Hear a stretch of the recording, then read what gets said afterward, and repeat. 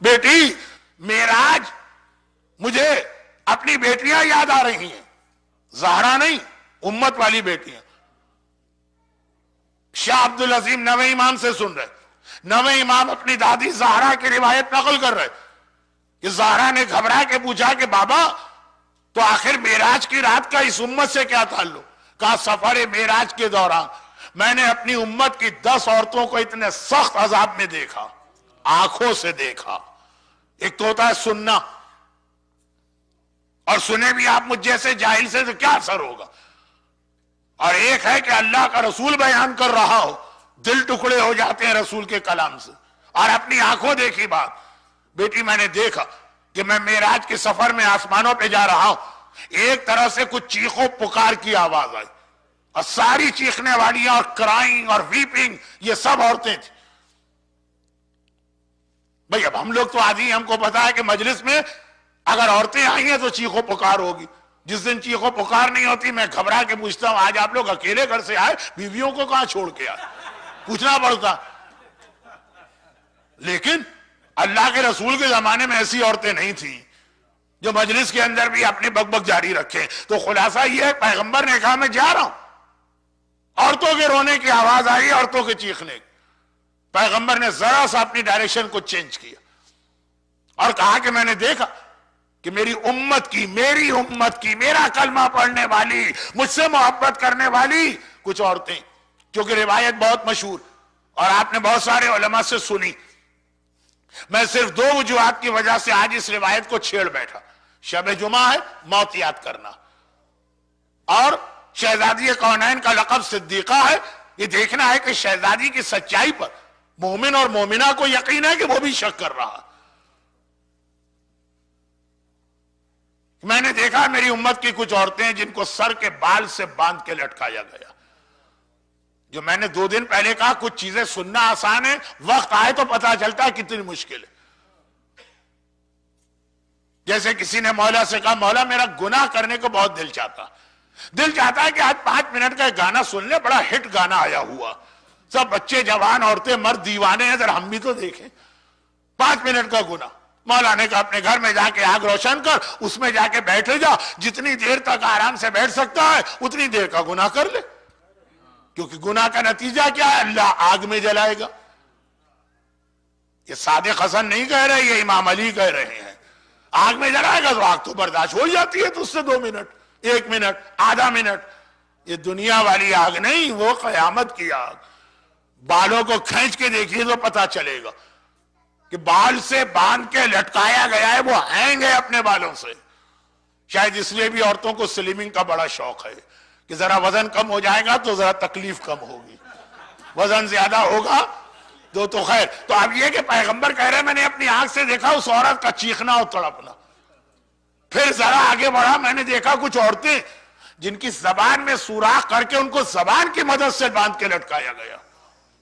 اللہ، یہ زبان پکڑ کے آدمی جھٹکا دے تو اندازہ ہوتا ہے کتنا درد اور تکلیف ہے.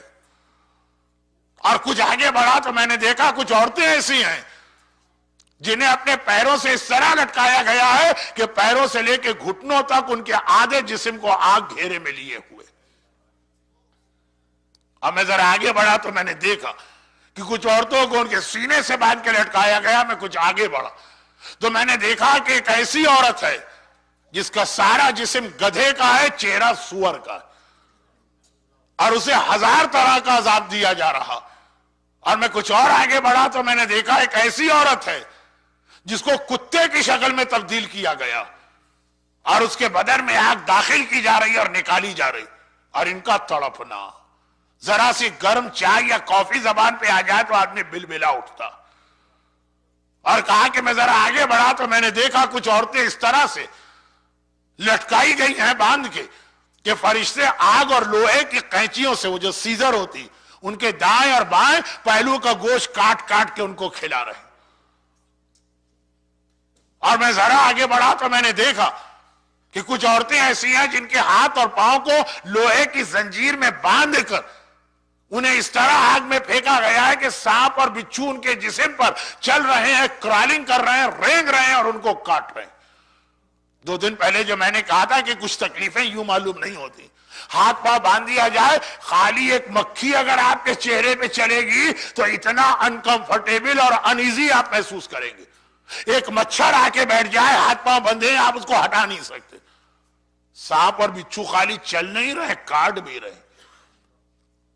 اور پھر میں نے دیکھا کہ ایک ایسی عورت ہے کہ جسے ایک باکس میں بند کیا گیا ہے. یہ باکس پورا آگ کا بنا ہوا، اور وہ اندھی بھی ہے، گونگی بھی ہے، بہری بھی ہے، اور ہزار طرح کا عذاب دیا جا رہا.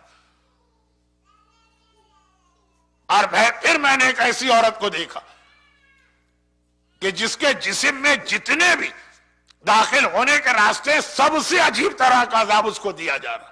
کچھ چیزیں میں پڑھ بھی نہیں پا رہا. رسول اللہ رو رہے تھے. بیٹی نے پوچھا بابا آپ کیوں رو رہے ہیں؟ پیغمبر نے بتایا تو بجائے اس کے کہ بیٹی باپ کو خاموش کرائے، بیٹی رونے لگی. اب فاطمہ اور علی کے رونے کی باری ہے، دونوں بیٹھ کے اس حجرے میں رو رہے ہیں. جیسا میں نے پہلی مجلس کے آخری جملے میں عرض کیا تھا، پہلی مجلس کا آخر آپ کو یاد نہیں ہوگا، مجھے یاد کہ ایک ایسی مجلس بیت الاذان میں ہوتی تھی جس میں معصومہ مصائب پڑھتی تھی، معصوم مصائب سنتے تھے. اور آج پیغمبر کے حجرے میں ایک ایسا منظر ہے کہ رسول خدا رو رہے، علی مرتضی رو رہے، فاطمہ زہرا رو رہی، اور روایت ہم تک پہنچا رہی.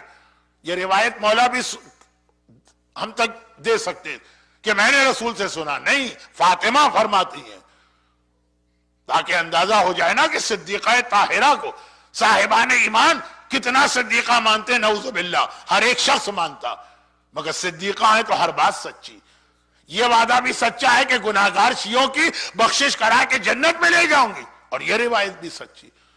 روتے روتے زہرا نے کہا، اب یہ ساری عورتیں جن پہ عذاب آ رہا ہے یہ رسول کی بیٹیاں، بیٹیوں کی حالت دیکھ کے باپ روئے گا کہ نہیں روئے گا؟ لیکن ایک مرتبہ کہا بابا آخر یہ عذاب آیا کیوں؟ 10 میں سے 2 کا عذاب تو میں وجہ نہیں بتا سکتا، کوئی اچھا نہیں لگے گا ممبر سے. 8 فرمایا جس عورت کو اپنے بالوں سے باندھا گیا، آپ سمجھ گئے یہ وہ عورت کہ جو اپنے بال نامحرم سے نہیں چھپاتی تھی. خالی بالوں کی بات ہو رہی ہے، باقی جسم نامحرم سے چھپاتی ہوگی، خالی بال. اور جس عورت کو زبان سے باندھ کے لٹکایا گیا، یہ اپنے شوہر سے بڑی بدتمیزی، بڑی بد اخلاقی، بہت ہی رف لینگویج کے ساتھ بات کیا کرتی تھی. اور جس عورت کو آگ میں پاؤں ڈال کے ایک طرح آگ کی کرسی بنا کے اس کو آگ کی کرسی پہ بٹھایا گیا. ذرا سی اگر اسٹیل کی کرسی سعودی عرب میں عرفات کے میدان میں دھوپ میں پڑی اور گرم ہو جاتی ہے، حاجی صاحب بیٹھتے ہیں اچھل جاتے ہیں اس کے اوپر بیٹھ کر. اتنا موٹا اور طویل کا احرام پہننے کے باوجود 52 ٹیمپریچر ہوتا ہے سعودی عرب میں گرمیوں میں، 57.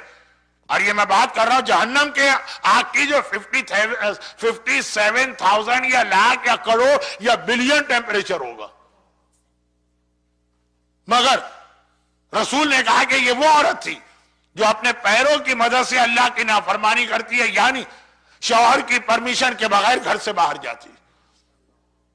شوہر کی ہر طرح کی اطاعت عورت پہ واجب نہیں، لیکن یہ جو بات آئی کہ گھر سے باہر نہیں نکل سکتے یہ واجب ہے. اور جو اس کے بعد والا میسج وہ بھی ذرا جلدی پڑھ دوں گا. جس عورت کو اس کے سینے کی مدد سے باہر کہا گیا، یہ شوہر کا وہ جو اصل حق ہے جو نکاح جس کے لیے کیا جاتا وہ ادا نہیں کرتی. اور اللہ کے رسول فرماتے ہیں جسم گدھے کا اور سر کتے کا، یہ وہ عورت تھی، اور اس کے ساتھ 1000 طرح کا عذاب دیا جا رہا. یہ وہ عورت تھی جو فساد برپا کرتی تھی معاشرے میں، یعنی لوگوں کو آپس میں لڑاتی تھی. یہاں کی بات وہاں، وہاں کی بات وہاں. ویل لکل ہمزۃ لمزہ، چغل خور جسے اردو میں کہتے ہیں. کتنے گھر ٹوٹے ہیں عورتوں کی اس چغلی کی عادت کی وجہ سے. کتنے شوہر اور بیوی میں سیپریشن ہوا، کتنے بھائی بھائی کے اندر، بہن اور بھائی کے درمیان جھگڑے ہوئے. چلو 50 سال 60 سال مزے لے لو چغلیاں کر کے، پھر قیامت کا دن کتنا بڑا ہے. اور یہ قبر کا پیریڈ، شب جمعہ بھی ہے، صدیقہ طاہرہ کی بات بھی ہو رہی ہے. مظلومہ اپنے آپ پہ ظلم نہ کرو. اور فرمایا وہ عورت جس کا سر اور جسم کتے جیسا بنا کے عذاب دیا جا رہا، 1000 طرح کا عذاب، یہ جملہ روایت کا ہے، معصوم نے کہا 1000 طرح، یعنی بہت ساری قسموں کا اور بھی عذاب کا۔ یہ وہ عورت ہے جو دوسروں سے جیلس اور حسد کیا کرتی۔ من شر حاسد اذا حسد، حسد بہت بڑی خرابی۔ الحسد یاکل الحسنات کما تاکل النار الحطب، جیلسی یا حسد نیکیوں کو اس طرح سے کھا جاتا ہے جیسے آگ لکڑی کو کھا کے ختم کرتی۔ نیکیاں تو کھا لی حسد نے، اس کی سزا یہ۔ اور کہا اس کے بعد وہ عورت جس کے دونوں پہلوؤں کا گوشت کاٹ کاٹ کے اس کو کھلایا جا رہا، یہ غیبت کرنے والی۔ غیبت اور چغلی میں فرق ہے۔ وہ تو قرآن کی آیت بھی ہے کہ غیبت کرنا ایسا ہے جیسے اپنے مردہ بھائی کا گوشت کھانا، اور پیغمبر نے کہا کہ غیبت کرنے والا اپنا گوشت کھا رہا۔ اور بس آخری اور 8واں بیان 9واں 10واں میں پڑھنا نہیں چاہتا ممبر سے، کہا کہ 8واں ہاتھ پاؤں باندھ کر آگ میں پھینکا گیا ہے، سانپ اور بچھی اس میں چل رہے ہیں۔ یہ وہ عورت ہے جو اپنا بدن نامحرموں کو دکھانا چاہتی تھی۔ دو چیزیں، ایک حجاب کرنا، اپنے آپ کو چھپاؤ، ایک ہے کہ حجاب نہ کرے لیکن اپنا جسم دکھانا بھی نہیں چاہتی، اور ایک ہے کہ نہیں، ایسے ڈریسز، ایسی پرفیوم، ایسی جیولری،